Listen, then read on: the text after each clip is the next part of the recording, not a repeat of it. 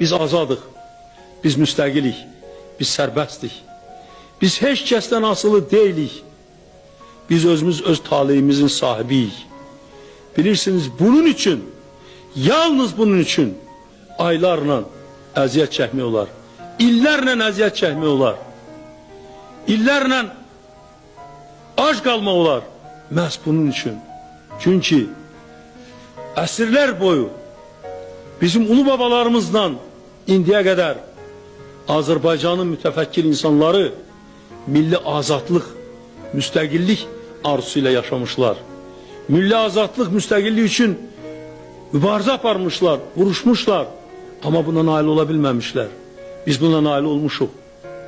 Və bilin ki, bunu indi əlimizdə saxlamaq, bunu korumaq hər bir insanın canından da onun üçün artıqdır.